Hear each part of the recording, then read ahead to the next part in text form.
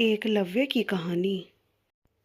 भारत के सबसे प्राचीन ग्रंथों में से एक महाभारत का हर एक किरदार अपने आप में एक खास महत्व रखता है।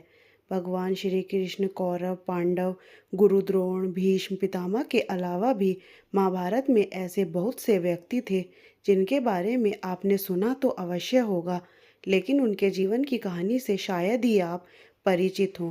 ऐसे में आज मैं आपको महाभारत से ही जुड़े एक वीर योद्धा एकलव्य की कहानी के बारे में बताने जा रही हूँ। यह बात द्वापर युग की है, जो उस प्राचीन भारत को दर्शाती है जब शिक्षा ग्रहण करने के लिए स्कूल, कॉलेज आदि नहीं हुआ करते थे। उस समय गुरु का आश्रम ही शिष्यों के लिए शिक्षा ग्रहण करने का एकमात्र केंद्र हुआ करता था।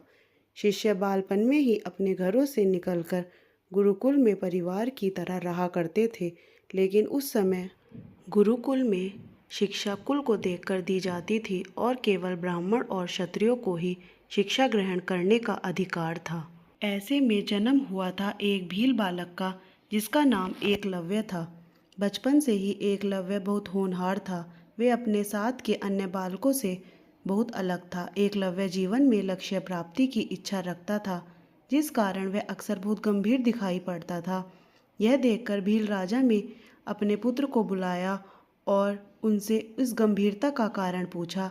तब एकलव्य ने अपने मन की व्यथा बताते हुए कहा, पिताश्री, मैं धनुर्विद्या सीखने की इच्छा रखता हूँ, जिसके लिए मैं गुरु द्रोण के आश्रम जाना चाहता हूँ। अपने पुत्र के इन वचनों को सुनकर भील राजा चिंता में पड़ जाते हैं। वे इस बात से भलीभांति परिचित थे कि गुरु द्रोण केवल ब्राह्मणों और राजकुमारों को ही शिक्षित करते हैं, लेकिन एकलव्य की दृढ़ निश्चय के आगे वे अपने पुत्र को गुरु द्रोण के आश्रम जाने की अनुमति दे देते हैं। एकलव्य बड़े उत्साह के साथ गुरुकुल पहुंचता है। वहां पहुंचते ही वह देखता है कि एक व्यक्ति किसी बालक को धनुर्विद्या की शिक्षा दे रहे हैं।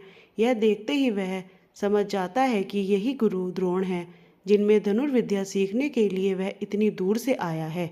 एकलव्य एक क्षण भी गवाए बिना गुरु द्रोण के पास जाते हैं और उन्हें प्रणाम करते हैं। गुरु द्रोण उनसे पूछते हैं, तुम्हें पहले कभी तो गुरुकुल में नहीं देखा, तुम कौन हो पुत्र? तब एकलव्य बहुत आदर भाव के साथ द्रोणाचार्य को उत्तर देता है, हे गुरुवर, मैं भील राजा का पुत्र एकलव्य हूँ और यहाँ आपसे धनुर्विद्या सीखने की इच्छा लेकर आया हूँ। एकलव्य की बातों को सुनकर द्रोण कहते हैं, यह किस प्रकार संभव है?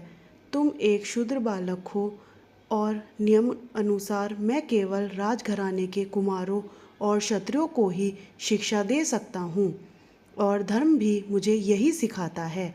मैं अपने धर्म के खिलाफ जाकर तुम्हें शिक्षा नहीं दे सकता। गुरु द्रोण के इन वचनों को सुनकर एकलव्य को बहुत दुख होता है। वह यह सोचने पर विवश हो जाता है कि आखिर ऐसी प्रथा बनाई ही क्यों गई, लेकिन यह चाहकर भी कुछ नहीं कर पाता और बस शीश झुकाए खड़ा रहता है।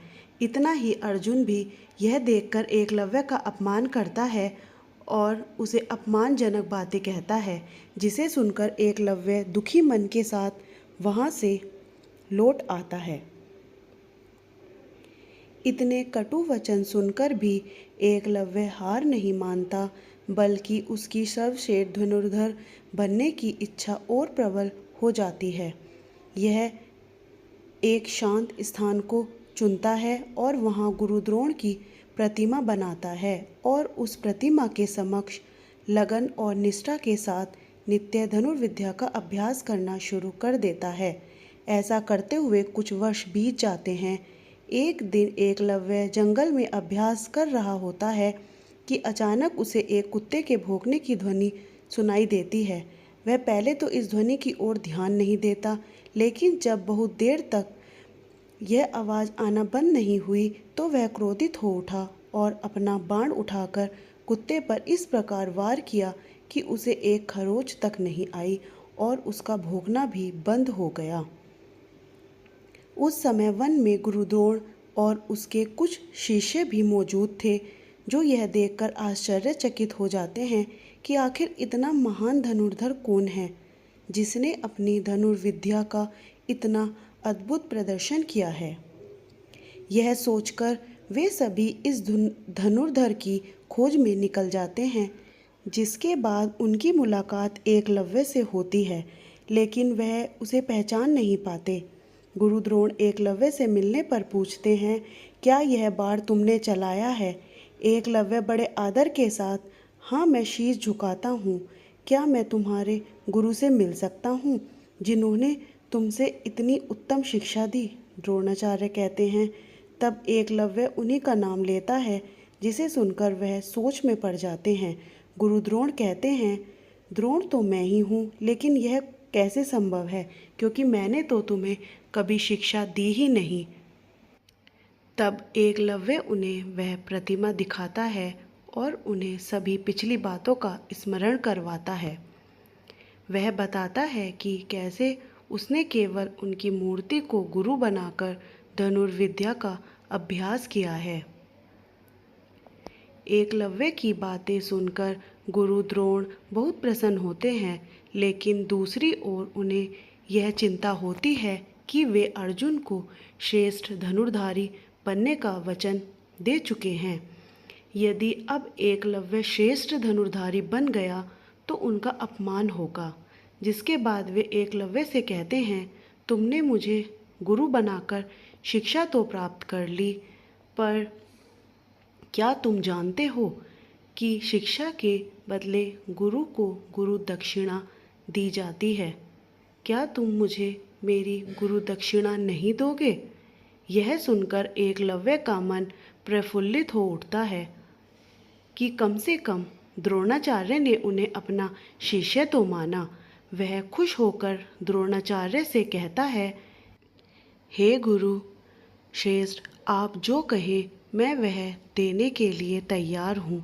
इस बात पर द्रोण कहते हैं, एक बार फिर सोच लो पुत्र, आपके लिए मैं प्राण तक त्यागने के लिए तैयार हूँ, एकलव्य ने कहा। तब गुरु द्रोण ने अहंकार से कहते हैं, हे धनुर्धर, मुझे गुरु दक्षिणा में तुम्हारे दाहिने हाथ का अंगूठा चाहिए।